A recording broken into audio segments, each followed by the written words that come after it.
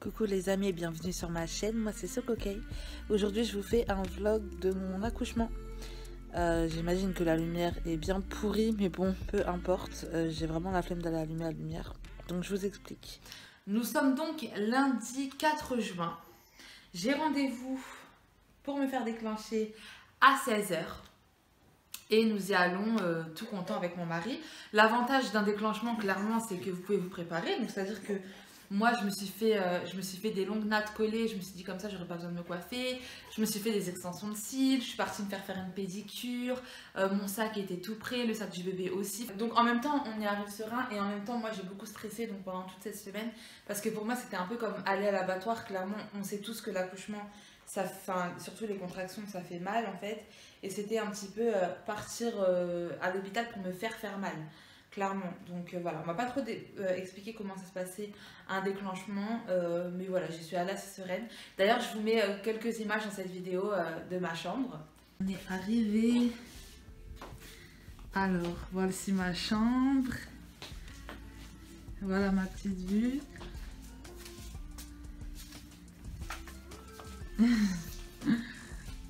La chaise de TG, j'ai même une baignoire.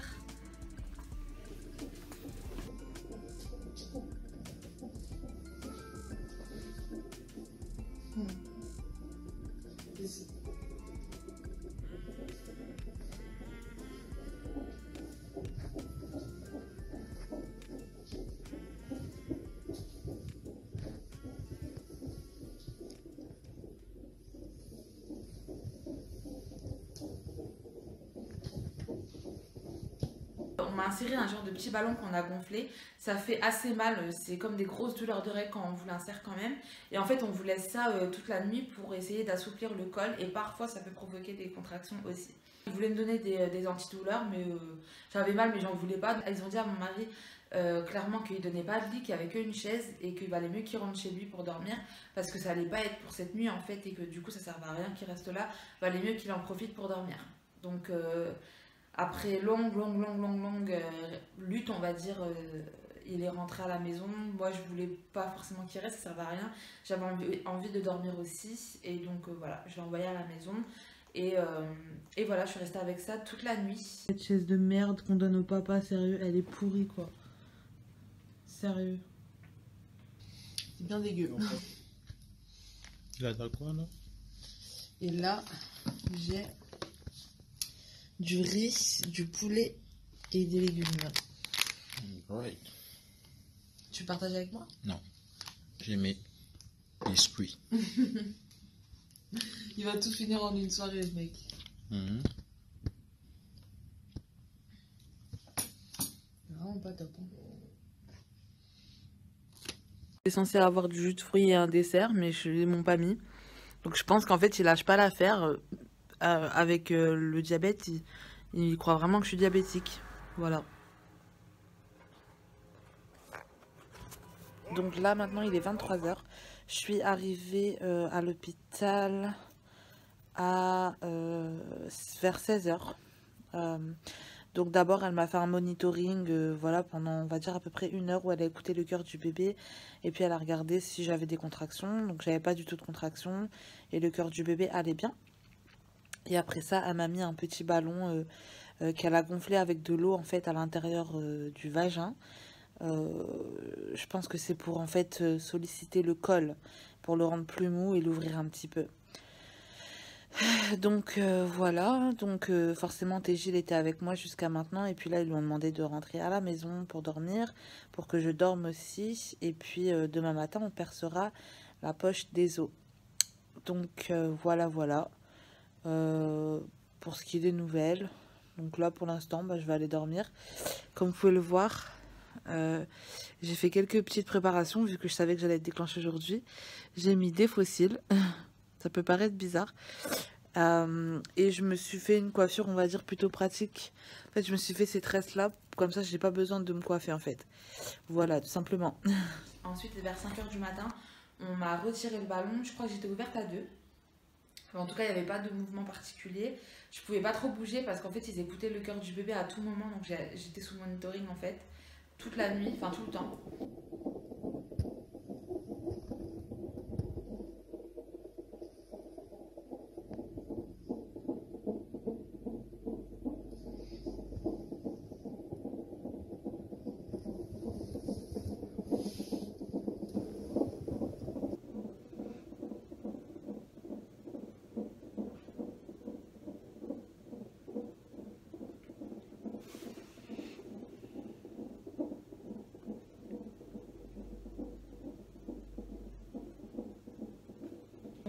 5 h du matin, donc le lendemain, donc mardi 5 juin, on me perce la poche des os. Avant ça, je vais prendre une douche. Et après, ils m'ont dit qu'ils allaient m'amener un petit déjeuner. Il y a le docteur qui vient pour me faire donc une perfusion, pour m'injecter un produit, je crois que c'était de l'ocytocine, si je ne dis pas de bêtises. C'est pour déclencher les contractions. Donc il m'insère ça dans la main, il s'y prend plusieurs fois parce qu'il a raté son truc. Et puis on m'amène mon petit déjeuner pour finalement me le retirer et me dire qu'en fait je ne peux pas prendre de petit déjeuner puisque maintenant, on va dire le travail entre guillemets a commencé vu qu'on m'a ingéré le produit pour déclencher les contractions. Jusqu'à l'accouchement, il ne faut pas que je mange, il faut juste que je bois de l'eau.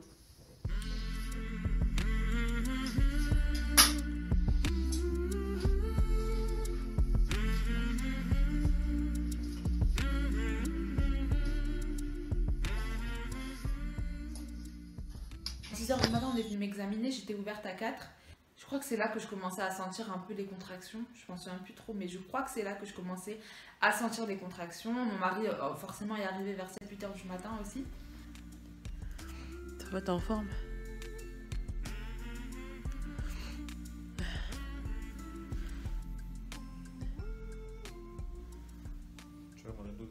Ils m'ont proposé de me faire la péridurale tout de suite. Moi, je voulais pas la faire tout de suite parce que j'avais pas encore de douleur et que j'avais envie de pouvoir me déplacer dans la chambre. Parce qu'il faut savoir que quand vous avez une péridurale, vos jambes sont endormies, donc vous ne pouvez plus vous lever, ce qui est très embêtant, vu à l'allure que ça avançait, quoi. Mais après, ce qu'elle m'a dit, c'est que les anesthésistes, ils étaient pas mal occupés ce jour-là et que du coup, il valait mieux que je la fasse maintenant parce que quand je la voudrais, bah, ils auraient plus le temps, ils pourraient plus venir en fait. Donc, bon, il est venu pour me la faire. Il a mis pas mal de temps quand même. Ouais, il était midi. Là, je sentais les contractions et c'est douloureux. Donc, en même temps, j'avais mal à cause des contractions et en même temps, il me faisait mal avec son aiguille. La péridurale, entre guillemets, vous allez voir, posée. L'anesthésiste me regarde et m'explique en fait que clairement, ce n'est pas une péridurale, qu'il est parti trop loin, que ça va quand même anesthésier mais que c'est plus puissant, donc j'aurai pas le bouton pour gérer ma péridurale, que si je veux avoir du produit réinjecté, il va falloir que je les appelle pour le faire et qu'en fait le risque c'est que ça ait fait un trou quelque part dans mon dos et qu'il y ait du liquide après l'accouchement qui fuit en fait quelque part dans mon dos, ce qui fait que j'aurai d'énormes migraines. Il y a 50% de chance pour que ça m'arrive après l'accouchement, que si ça arrive, je dois juste leur dire et qu'ils vont me refaire une péridurale, mais cette fois-ci avec mon propre sang, donc me retirer du sang et me la mettre à l'endroit de la péridurale pour reboucher le trou et que le liquide s'arrête de couler en fait. Donc voilà, j'étais pas super rassurée, mais j'étais pas super en colère. Je lui ai dit bon bah c'est pas grave, tant que je ne sens pas les contractions, ça va.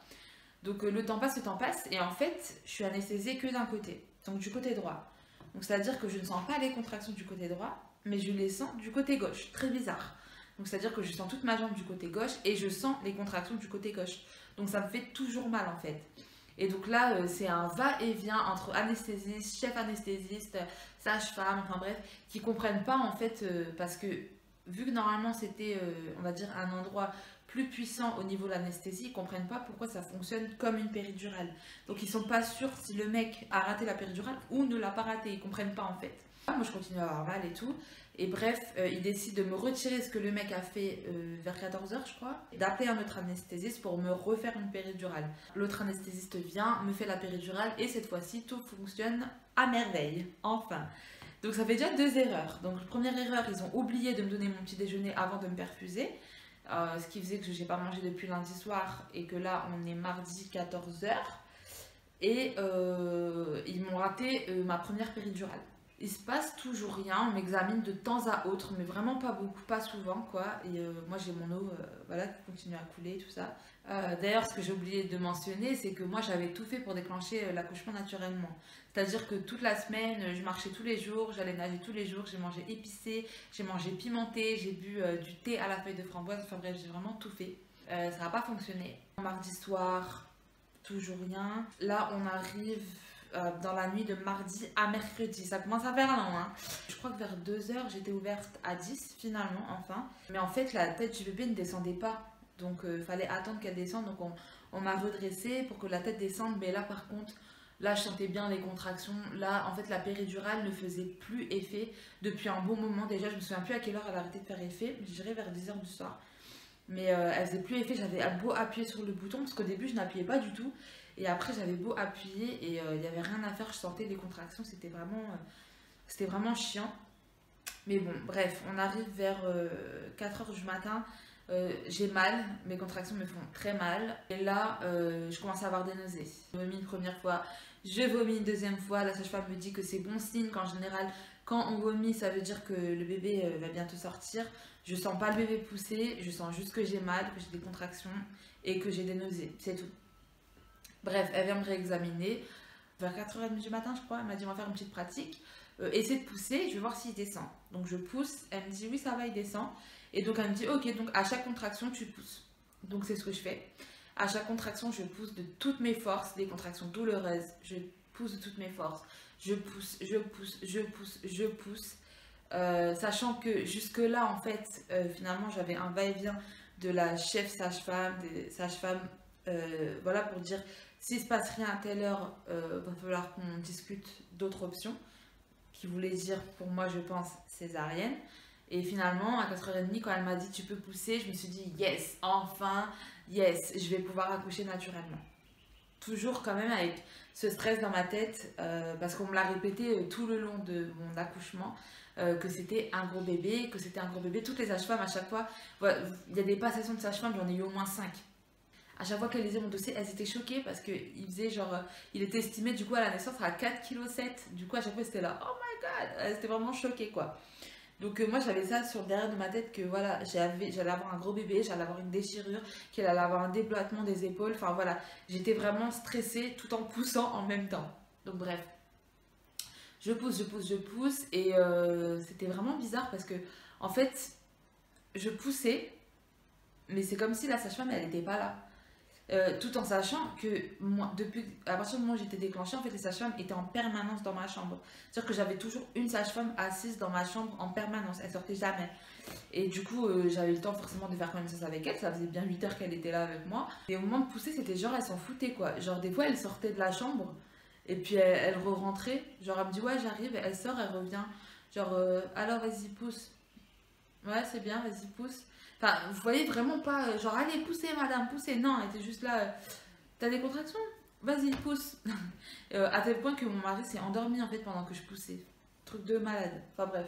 Donc, de 4 h 30 à 6 h du matin. Ouais, j'ai poussé pendant 1 h 30, les gars. 1 h 30, j'ai poussé.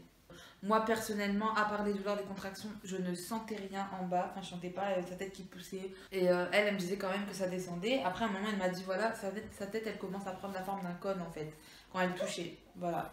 Bref, elle a appelé la chef sage-femme, qui était pas du tout aimable.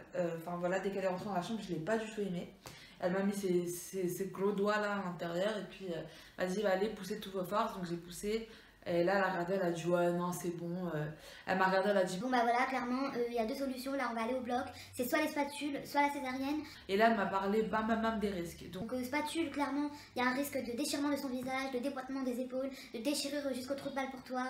Césarienne, clairement, vu que c'est un gros bébé, il faut quand même qu'on prenne ça en compte. C'est pour ça qu'on peut pas te laisser pousser trop longtemps. Vu que c'est un gros bébé, il y a un risque d'hémorragie. Si tu perds trop de sang, on va t'enlever l'utérus, donc tu n'auras plus jamais d'enfant. Lui aussi, il va sûrement avoir des problèmes respiratoires, il va avoir une unité spéciale. Enfin bref, clairement, on va te mettre les doigts. Si le bébé il est haut, on va faire une césarienne. Et si le bébé il est trop bas mais qui ne passe pas quand même, on va devoir le pousser, donc le remonter à l'intérieur, ce qui risque de te faire une hémorragie et de lui casser les os du corps. Et moi j'étais en pleine contraction quand elle me disait ça, j'étais là, ah. Enfin vous imaginez une meuf qui a une contraction qui fait mal. Enfin je criais pas. Hein. Et puis elle qui me parle de tous les risques et je l'écoutais en même temps en plus. Hein. Et vraiment, moi je me disais, il va être trop bas parce que j'ai poussé pendant 1 h 30. Ils vont pousser, ça va me faire mal, ça va lui casser les os, ça va être horrible, c'est quoi ce cauchemar et tout, ça va jamais s'arrêter. Elle m'a raconté tout ça et elle m'a dit, tiens, signe le papier. Et j'étais en pleine contraction.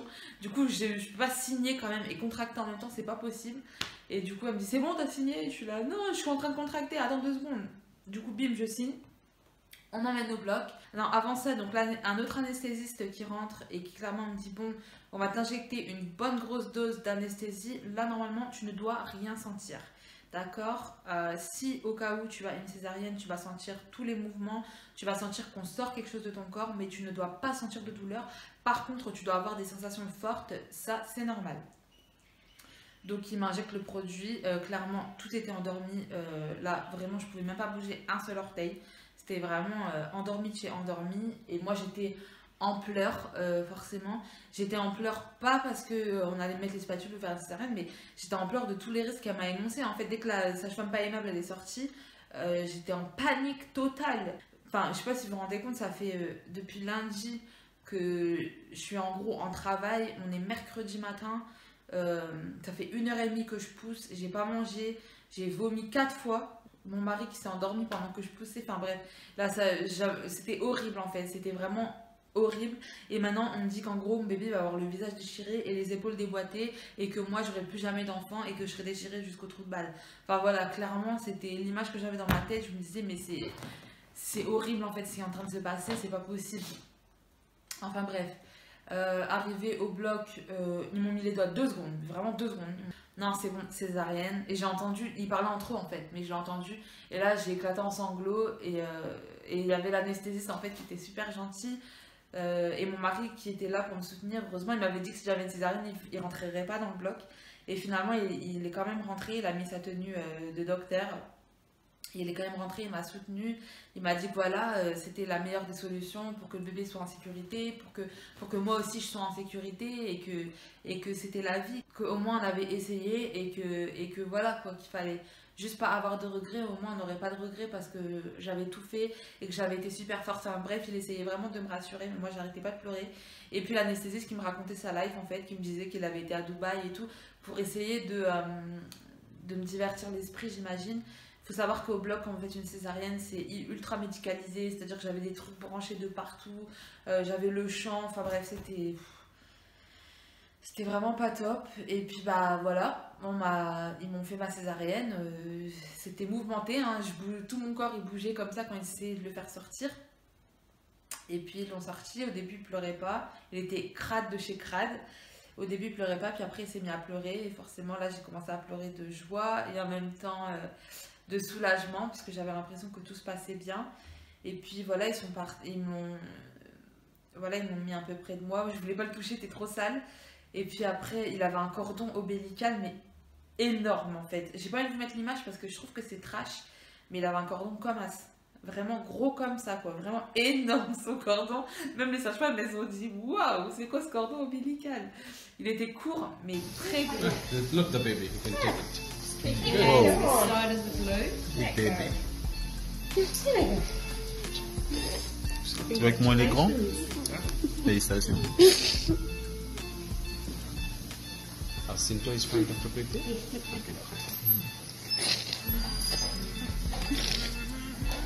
Il te ressemble. Ah bon? J'ai vu que son pied. Oh. C'est comme moi. C'était ça.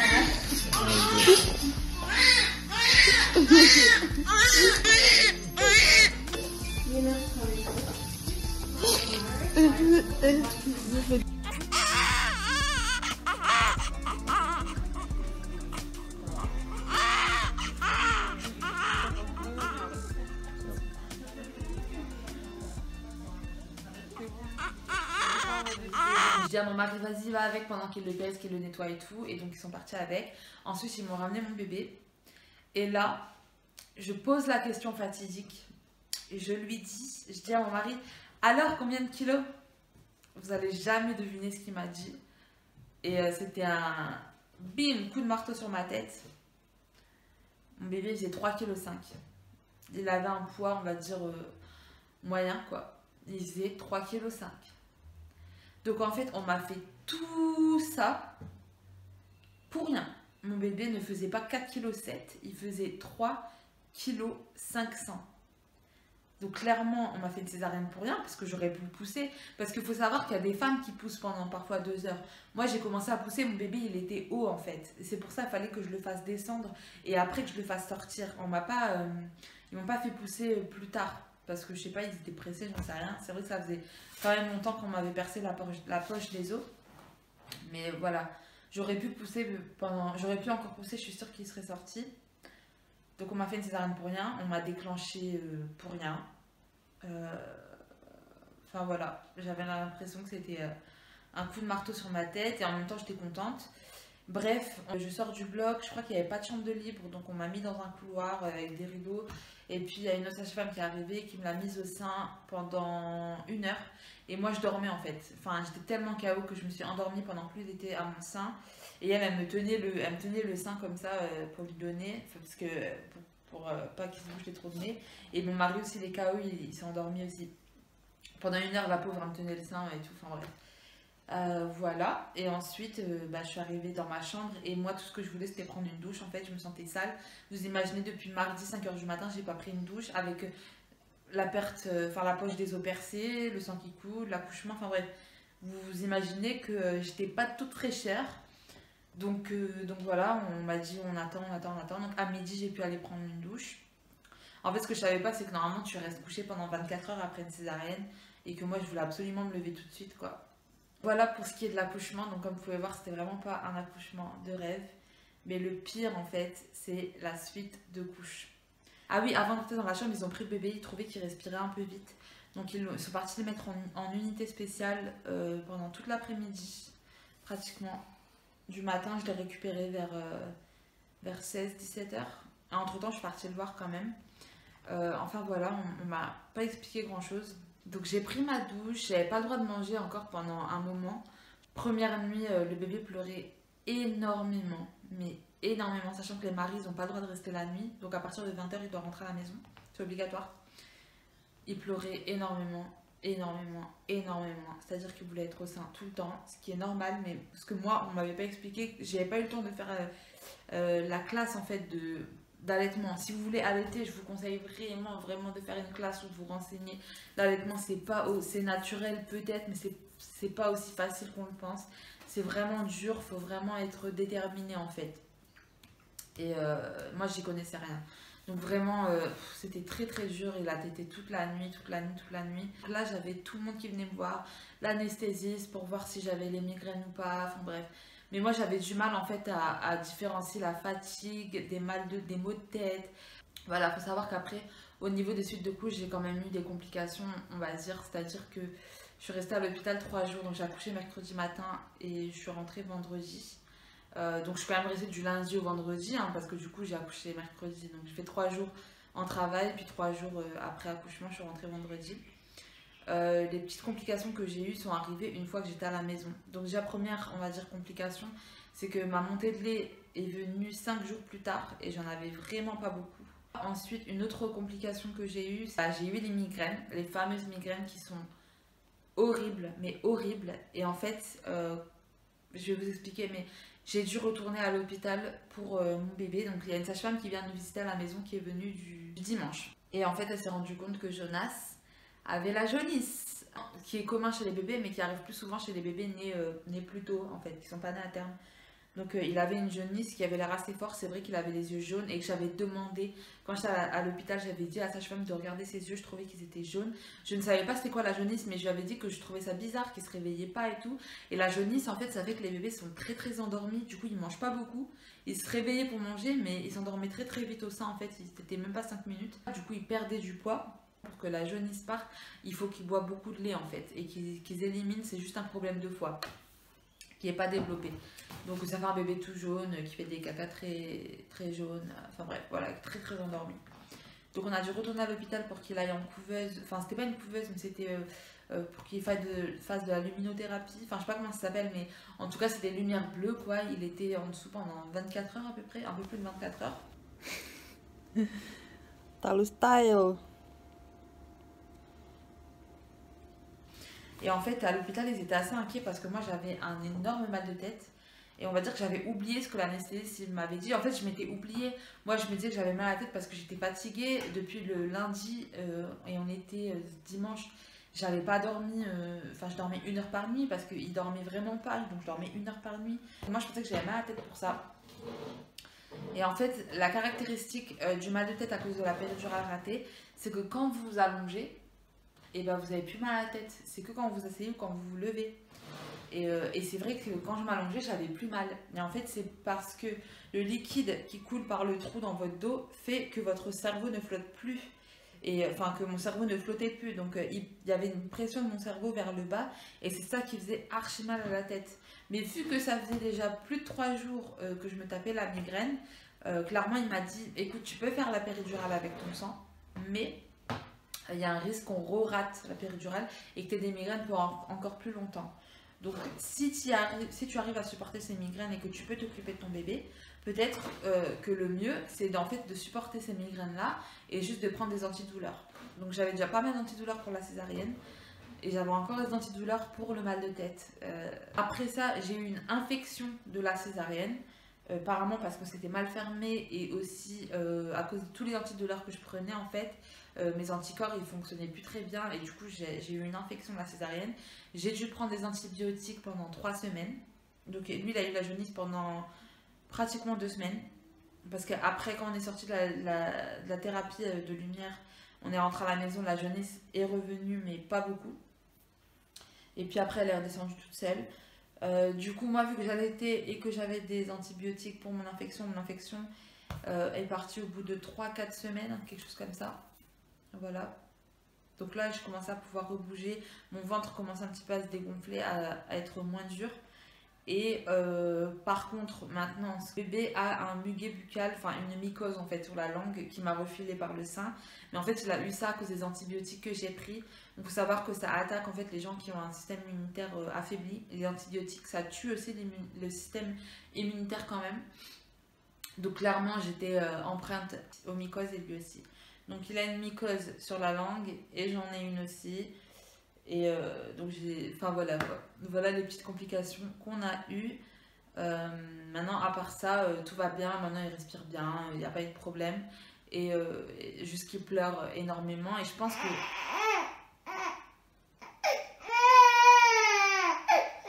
Voilà. Qu'est-ce qu'il y a mon chou ?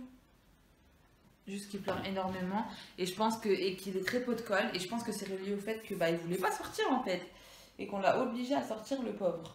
Donc voilà, mais je suis très contente qu'il soit là. Voilà pour cette vidéo, je vous fais de gros bisous. Si vous avez des questions, posez-les en commentaire, j'essaierai d'y répondre soit en commentaire, soit en vidéo. Si vous voulez que je fasse des vidéos maman, bébé, tout ça, ou des vidéos sur un sujet spécifique comme l'allaitement, la césarienne, les gros bébés, enfin bref tout ça, dites-le moi en commentaire et puis je serai ravie de faire ces vidéos là. Voilà, n'hésitez pas à vous abonner à ma chaîne comme d'habitude et moi je vous fais des gros bisous, bisous bisous.